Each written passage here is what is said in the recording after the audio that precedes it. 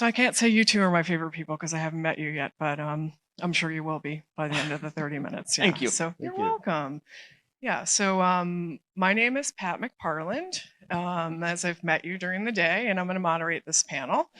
And today we're going to talk about, well, the title of our panel is Mitigating Cyber Risk and Ensuring Data Privacy in an Interconnected World. And I find a couple of the words in the title of the panel extremely frightening: data privacy. And I want to start out, actually, let's start out first by introducing each one of you, and then I want to dive a little bit into the concept of data privacy. But why don't we start with you, Oded, and let's just hear a little bit about you and your role at Meta and how you deal with data privacy and some of your interactions with web scraping, for example. But let's just hear about you, so you have a really interesting role. Okay, thank you. Nice to meet everybody. Oded Anderman. I'm a program manager at Meta. I've been there for about a year and previously 20 years in banking, where I worked on compliance, risk management, and financial crimes. This translates quite nicely into what I do in privacy, which is a combination of both compliance and risk management. But unlike banking, this is a very, very adversarial field, which we'll probably get into more into this conversation. Dealing with web scraping is part of it. Web scraping is less so on the compliance side because it's not necessarily illegal. However, it is against terms of use of multiple companies where it's conducted. Again, a very adversarial field that touches upon, or actually is in the intersect between privacy and cybersecurity. Interesting. Yeah, I think the whole intersection between cybersecurity and data privacy is a very interesting aspect of this whole conversation. Keeping the data secure for the reason of cyber risk. And I know we're going to be talking a little bit more about the web scraping. So very interesting background, and obviously Meta, a company that gets very involved in data privacy in general. So and invest a great amount in both privacy protection and cybersecurity, obviously. yes, So, obviously. Great. So David, let's learn a little bit more about you and your background. Yeah, hi, my name is David Patari. I'm a privacy lawyer and a cybersecurity expert. I'm currently, we're working a ton on AI right now because there's a lot of issues around privacy and artificial intelligence and the intersection between the two. And that also involves web scraping because a lot of the data that is used to train the artificial intelligence models are scraped from the internet. And so terabytes of data pulled from probably your websites and go into some of these models. And so understanding what the privacy impact for end users and for companies, for company data, their intellectual property rights is another issue spending a lot of time on right now. And those are kind of, a lot of people in the profession, especially on the privacy side, that's kind of what they're spending a lot of their days advising companies and trying to help them understand what the situation is and how they're going to manage it. Yeah, it's really interesting. I mean, because you're both bringing up this aspect of your information is out there on the web, and if someone is scraping the information and pulling it in, it's bringing it in, and no one even knows that you have that data in-house. It's a really interesting aspect of risk. And the thing is scraping. I don't know. I met a lot of people in the banking industry last night, and so I remember in 2000 when everyone was like, "Oh, we got to scrape," and because the stuff is built in COBOL and we don't have a way to integrate. And so this is a different kind of scraping where you have these automated agents that kind of go and visit a website, and they kind of look like a browser, but what they're doing is they're pulling the data down, and it could be a LinkedIn profile, it could be just your company prospectus, and pulling that information down and then doing something else with it. And usually you don't have a relationship with these third parties. And so you may be making certain representations to your end users and saying, hey, look, we only use your data in this way, we only do this, but you don't really have any relationship with these third parties that are kind of maybe doing something else altogether with your data. And it's a lot of things companies aren't really thinking about. And it's especially important today when people are using this data, and the AI revolution that we're seeing today, or especially generative AI, is driven by data. Data is like, if we think about this as an industrial revolution, so we had oil and electricity fuel the industrial revolution, data is fueling this generative AI and this AI revolution. So that's what I think about it. And I think when you go back to your offices and companies and stuff, that's probably a good way to describe what's going on right now in the field. right? And just to add on that, and the risk of scraping, as David mentioned, is not just the data is being scraped and taken by others to be used in ways unintended. It's users that have provided the companies the data are losing control over that data, and data is being used and misused probably in ways it was never intended to be used. Yeah, absolutely. I mean, it's interesting that you say that about data being the new electricity. That's something, that's out there often. You hear data is the new oil and all that, and, kind of flowing through, and sort of the underpinnings of risk also. So I want to start with the, just a kind of general question, thinking about all the different data breaches that are out there. Michael was talking about the Target data breach. That's, obviously an old one from 9 years ago, but we hear them every day. There was one at Dole, a few weeks ago where they weren't able to, sell their salads because of a data breach. There's the big Uber one where the CISO was held accountable for that particular one. And I know the global cost of a data breach is now up to $4.4 million. And so when you think about data breaches and data privacy, what are some of the biggest trends and things that you're seeing, from your perspective at Meta, and what are you doing about that? Well, obviously, the biggest trend is that we all provide willingly our data to many different platforms, tools, providers, retailers, to make good use of our data in our best interest for our benefit, right? At some point, we don't realize how much of our data is out there, and threat actors are trying to gather that data to create master data sets that have data from multiple sources and use it for things that we've never intended, or that even the processors to whom we give the data have never intended that. And this will not change. This will actually just continue increasing because the use of data is on the rise. It's the new fuel, the new oil, like electricity. I agree with that completely. The challenges are, as this is a very adversarial field, how do we position ourselves? How do we handle? How do we invest? How do we risk manage as opposed to risk avoidance? As Gavin in the previous session mentioned, our investment, our part, our position in that race, right? Obviously, we start with compliance, which is not optional if you want to stay in business. We have to comply with the appropriate regulations depending on the industry and jurisdictions.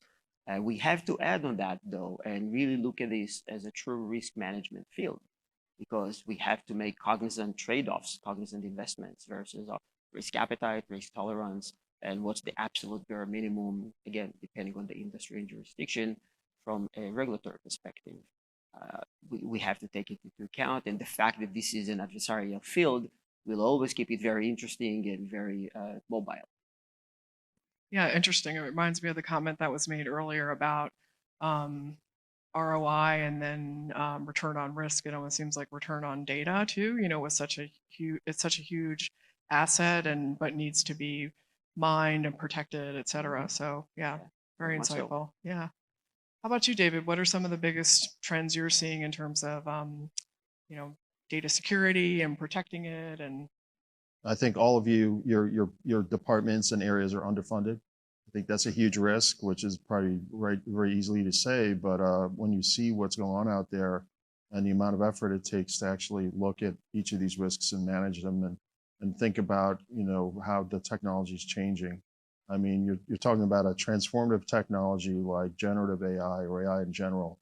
And then, how can you have, with your current budget, manage what you're doing, and then also adjust to these new kind of technology situations that weren't really contemplated. And just to throw out an example of that, you could say web scraping example is like, well, who's thinking about that really in the organization? Some of you may never have even heard that term before. And you're thinking, like, when I first heard it, I think, oh yeah, scraping like in the 2000s with Cobalt, but it's totally not that. It's this pulling data in and people using it in a different way that you really didn't think about, or that could be harmful for users. And just to throw out a very real world example of that, I'm sure you saw this on CNN and stuff, where people are taking audio extracts and then using that to call like grandparents and stuff and say, oh, your granddaughter has been kidnapped, and taking those extracts of data, scraping them from the web, and then creating the voice to sound like a person for real ransom notes.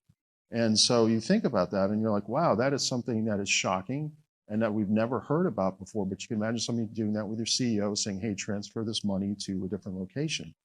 And that's why I go back to you're all underfunded, need more funds and resources to kind of think about those kind of issues and work on them. And also to work with other individuals in the same area.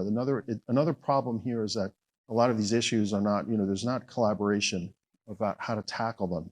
And that's half the battle, is getting people together in a room like this, at conferences like this, to talk about these issues and to try to tackle them in a way that works for all of industry. Yeah, I think that's a really great point about the collaboration and everything coming together. We talked a lot about connection, but I think collaboration is another way to express that. About everyone, all the bad actors, especially the cyber actors, they work together in collectives, and we as risk professionals and cyber people working against cyber risk need to work in that collective way, across our enterprises as well. So you mentioned regulation, Oded. So I'm interested in hearing both of your thoughts about regulation, what you see developing in the area of data protection regulation. That would be helpful for the audience here. For example, in Europe, we have GDPR. It's been there around for a while. There's the Biden, security initiatives, and SEC's coming out with things. But what do you see happening in the area of regulation as far as data goes? Quite a lot, Yes. which is a concern. Why? Because Europe is very unified, obviously, behind GDPR, and they are it's very clear what the rules are. In the US, not so much.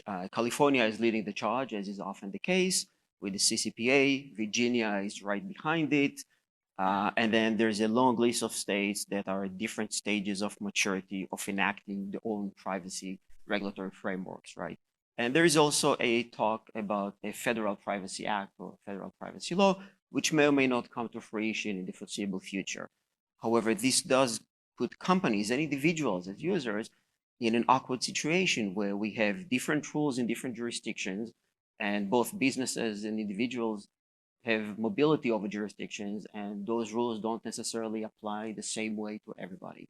Companies struggle, and if there are any regulators or people who work for regulators in this room, I'm happy to have this conversation offline later, but it's not very reassuring for companies, or definitely doesn't make it easy for companies to know with what to comply, when, how, and especially companies that are looking into the future to build their products and ensure that they build in privacy by design.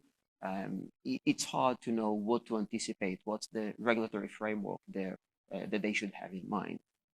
For individuals, this is also a bit unstable, I would say, or unsteady, because individuals don't enjoy the same protections from a privacy standpoint in Virginia versus California, for example, and in many other states. This is very different. So to know what to expect, what privacy protections an individual is afforded as a user, is also very difficult. It is, which keeps many people gainfully employed, but at the same time, it's not very promising for the industry. Yes, well, we don't want to be complex just to have a job. So yeah. Yeah, that's right. And I mean, for companies out there, you're looking at 7 or 8 or 10 states now that have their own privacy regimes, and then additionally, you have the international GDPR, Canada. It's very challenging, and I think that's why when you think about controls or GRC, I mean, a lot of privacy professionals will say what you do what you say. And that means, okay, your privacy policy should represent how you're handling the user's data within the entity or within your organization. But the problem, or the hard part, it's easy to put up a document and say, okay, we treat your data this way. How do you know that every part of your organization is actually doing what you're saying? And so that's why, when you look at the products that a company like MetricStream provides, or, how do you go through and say you're managing hundreds of thousands potentially of controls across your organization, and to say, okay, well, you're making external representation saying, I'm deleting your data after 30 days, or I'm deleting an IP address, or I'm treating your data in a certain way. Okay, well, are you sure that in every part of your organization that that's true? And that's one of the most challenging parts of from a legal perspective, but also from a GRC perspective. And that's why the two are very closely tied in organizations that are well run. Interesting. Yeah. I was thinking about policies and I was thinking about technology. So you read my mind. Interesting. Maybe we talk a little bit more about that. How can technologies help in the maintenance or the protection of the sensitive information? GRC technology, for example, and you started touching on that, but it would be great to hear that a little bit more from you, Oded, and if you want to talk a little bit more about that, David. I think this is a good thing that the audience would like to hear about. So first, I view technology in that sense as a double-edged sword, right? It can serve the adversaries the same way it serves us, and adversaries are very, very adept at taking advantage of new technologies and using them to gain an advantage over different companies and organizations that might be somewhat slower in adopting new technologies. Adversaries do not have to abide by certain laws, regulations, and they can move very, very fast, much faster than large corporations that do have to abide by laws and regulations and are held to a higher standard, obviously, of transparency and robustness of applying and adopting new technology. So this is one area of risk. The other side of the risk is where we adopt new technologies that we do not necessarily yet fully understand, and that we might think we understand, but in the coming years we will find out that there's more to know that we didn't know. A good example would be blockchain and cryptocurrency that held the promise of absolute anonymity until a few years ago, where law enforcement organizations were given access to tools and machines and technologies that allow them to remove the cloak of anonymity. And then cryptocurrency transactions were no longer anonymous. And nowadays, this is a capability that is afforded not only to law enforcement, but to other organizations as well. So people who used until 2018, 2019, cryptocurrency to ensure anonymity now find out that whatever they did before that was not necessarily anonymous. And since everything is in the blockchain, it goes back throughout history.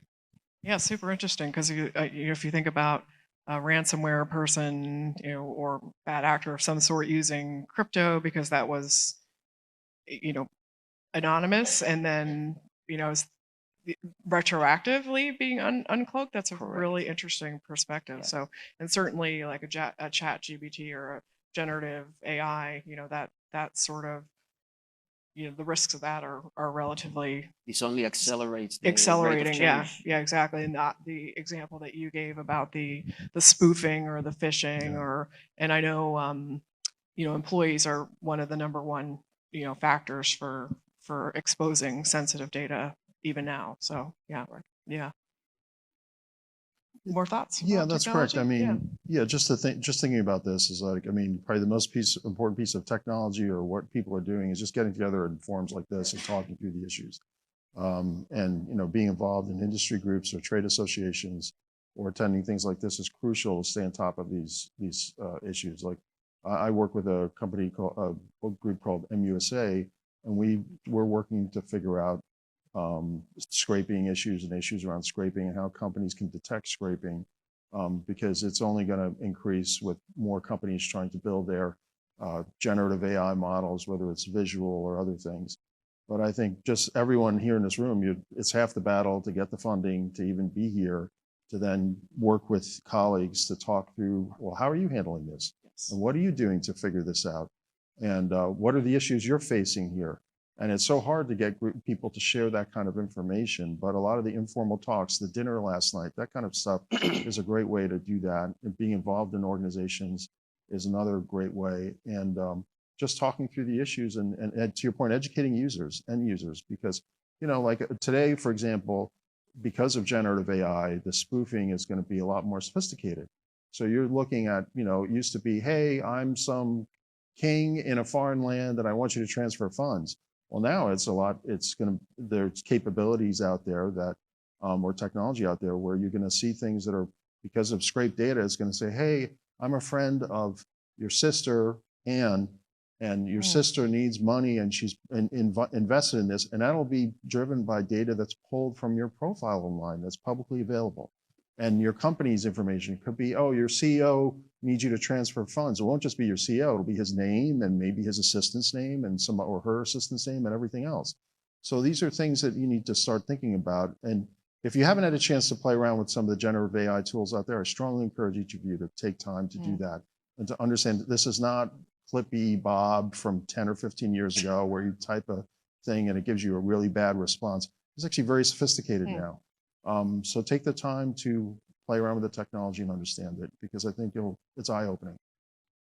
I totally agree. And whoever said this morning you can't over communicate, I agree with that. It's almost like exposing these things to the air, and people are talking about them and then they know about them. I'm the first to admit that I did get spoofed by my CEO, who told me to buy Google Play cards, and I bought $1,500 worth of them.